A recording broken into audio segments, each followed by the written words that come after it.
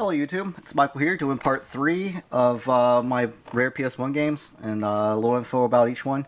I'll get right into it. Just so you know, I don't know if I can fit this into one part. I usually pull out some of my games to show which ones I really want to show and which ones are rare. And I've almost pulled out every single game on this shelf. But anyway, this next game I'm showing is called Star Ocean. It's a 2-disc action RPG made by Square Enix.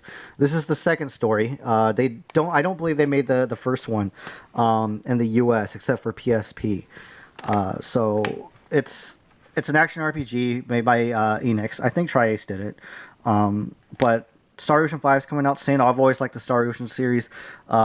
If you could pick this up for $20 complete, I would definitely jump on that. I think it's closer to $30 though, so $20 isn't a bad price for it.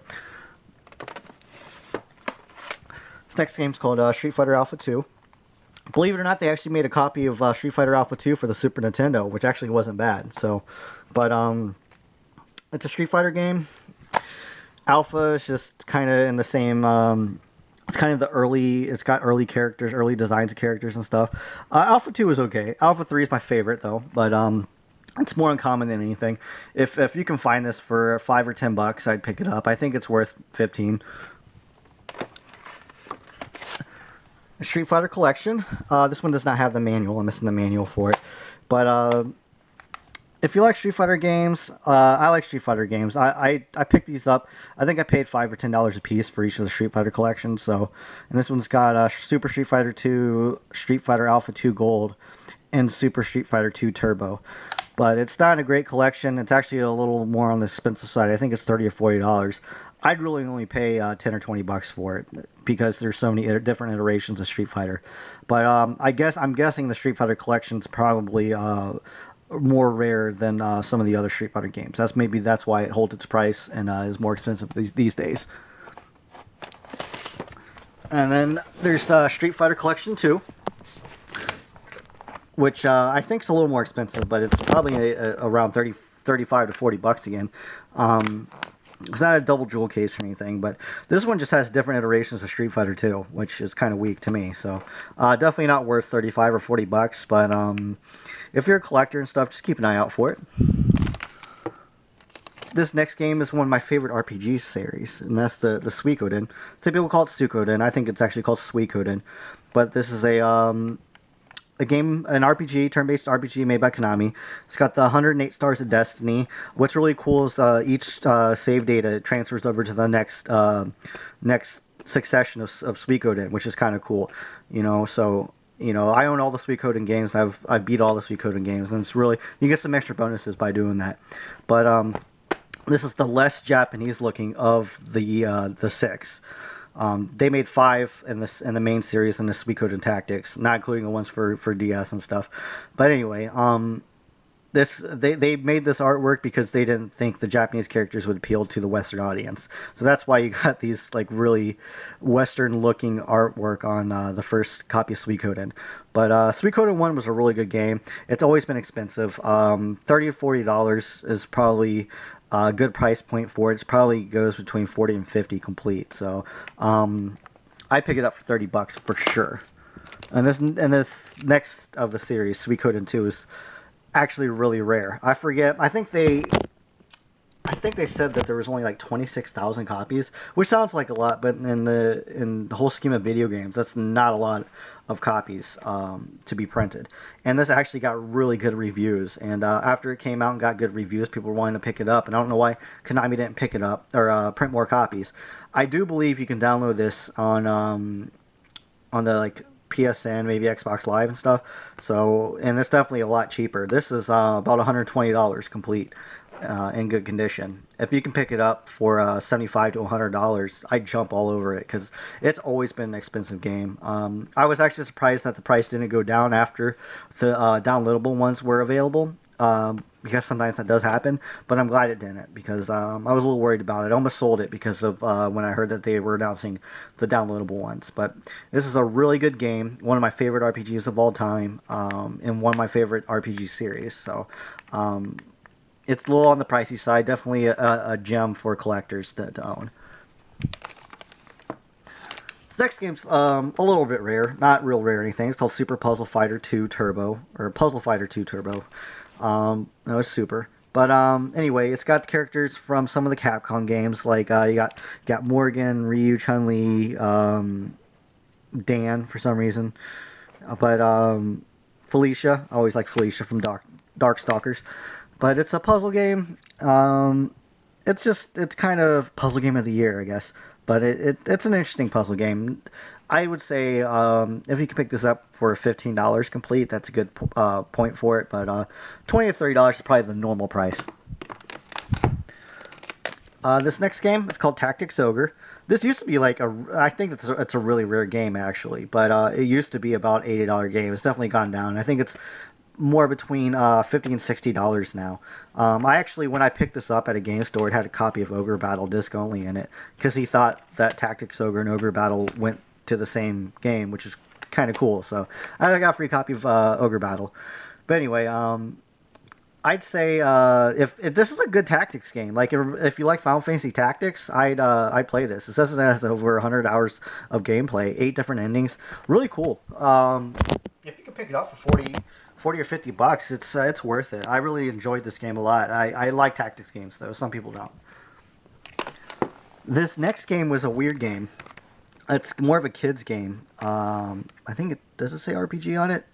No, it's an adventure game, like kind of a platformer action type game. But I bought this for $5 at a vintage game store about 8 years ago, and this game has skyrocketed for some reason. Probably because it's Atlas. I don't know if people are just seeking out because it's a good game or not. I don't think I've ever put this in. I probably should, but I own a lot of games, so I don't always pop in all my games. Sometimes I'll pop them and just see if it works, but I don't normally give it a decent shot. I don't know why this game is shot up to I think it's like $50 to $70 depending on where you buy it. I don't know why it's worth that much, but it is right now. I don't know if it's worth that much, and to be honest, for the gameplay and stuff. But it's definitely a collector's gem now. So I don't even know what a good price point would be for it. Like I said, I think it goes, between $60 and $70 or something like that. So this next game has always been pretty rare and sought after and collectible, and this is Tales of Destiny. I believe this was the first Tales of game. They make a ton of them. Namco Bandai does. This was the first one to come out in the U.S., I believe. But I really enjoy all the Tales games. This is more of a 2D action, kind of like in the same vein as of the Star Ocean for PS1 and stuff. The later iterations of Tales of games are 3D now, but it's still a good game. Always good stories. I really enjoy it. I think, like I said, this could vary anywhere. $60 to $80 is what it normally usually goes for. If you can pick it up for, $50 or $60, that'd be a good price for it. And then they made Tales of Destiny 2, which actually isn't a sequel. It's considered Tales of Eternia in Japan. But they don't want to confuse Americans when they... Because, they just make Tales of and then a different name. They don't want to confuse them that way. So they just made it Tales of Destiny 2 for some reason. This is probably... this is a 3-disc game. But it's a 3-disc game. Another... Tales of Eternia was a really good Tales of game in general. Again, it's a 2D action RPG. If you can pick this up between $50 and $60 like the first one, that's a good deal. But I think it actually goes closer to $80, maybe even $90 now. So, and this next game, I think it's pretty rare. I've only seen a couple of copies ever, and that's Theme Hospital. It's not expensive now, but it's in the same vein of Sim City and stuff, theme park. But this is definitely the rarest version of the create your own type games. I'd say a good price point would be $10. You could probably pick it up for $20 pretty easily. So this next game's pretty rare too. It's called Thousand Arms. It's a turn-based RPG. If you try to find it, let's see if I can pick it out there. Make sure it comes with the lenticular card. So it's complete. it's kind of a weird game. You got some relationship aspects, kind of in the same vein of Art Talenko and stuff. But it's a turn-based RPG, like I said. It's made by Atlas. Always pretty collectible. Always pretty rare. If you can find it with actually complete and everything, I'd pay $40 or $50 for it. But I think it's closer to 60 or 70 now, complete. This next game is more on the upper end of a common, lower side of rare, and that's called Threads of Fate. I think it's an action RPG, but I haven't played it. I haven't played a lot of these games in a long time. I really want to go back through some of them, but it's an okay RPG. If you can pick it up between 15 and 20 bucks, that'd probably be a good price point for it. I think it's about a $20 or $25 game though. And there's Thunder Force 5. It's another working design shmup. They made a bunch of Thunder Force games. I think a lot of them came out for like weird systems like TurboGrafx 16 and stuff. But anyway, so you can always tell it's a working designs game by the cool foiled covers and stuff. I actually can't remember how much this one is. I have to think it's probably a $40 or $50 game. So if you could pick it up between 20 and 30 bucks, that'd be a really good price for it. This next game I was really happy to find. I found it in the half-price books. I paid $3 for it.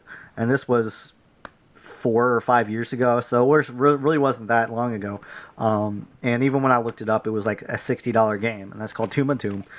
It's kind of a neat platformer, 3D platformer. You know, I think it's between $60 and $70 now, so it hasn't gone up a lot in the 5 years or so.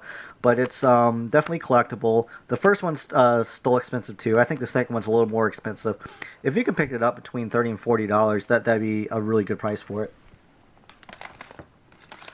And this next game, I only saw a couple copies of this out in the wild too, and that's Torninko, The Last Hope. It's from the world of Dragon Warrior. You got your slime on there. Kind of a neat game. It's not exactly like Dragon Warrior or anything, but it's got some aspects to it. I pay 20 bucks for it. That's what I would put into it. I think it's a $20 or $30 game. It might actually, never mind. I think I just looked this up and it was actually maybe closer to $50. So $30 would be a good price point for it. The next one's called Vagrant Story. This is a classic. I mean classic for PS1. Kind of a must-own for PS1 owners. Make sure it has the Collector's Volume 3 CD, like Brave Fencer Musashi did. But awesome game. I highly recommend it to anybody. Actually, I don't know what it goes for anymore. I have to say it's probably $30 or $40 complete. So if you can find it for $20 to $30, I'd highly recommend it. One of the best games from PlayStation 1 to own. This game has always been rare. My ex-girlfriend actually gave this copy to me, and that's Valkyrie Profile. It's a 2-disc game. There's a blue one and a red one. They made different. They made the PSP version Lenneth, which is a enhanced version of this game. But this PS1 version is pretty rare. If you get your hands on it for, I think it goes between like $75 to $90. If you can get your hands on it for 60 bucks, I'd pick it up. It's a wonderful RPG. It's kind of action based. You press buttons depending on where your characters are. It's got different endings. It's pretty deep RPG. So I really like the Valkyrie Profile games. I just wanted to show this one because I'm a big fan of Vampire Hunter D, and I've actually never seen this game a whole lot. It's based on the anime movie, but it was a decent game. I'd put $5 or $10 into it if you can find it. This next game is more uncommon than rare, and that's called Vandal Hearts, made by Konami. It's a tactic game, RPG.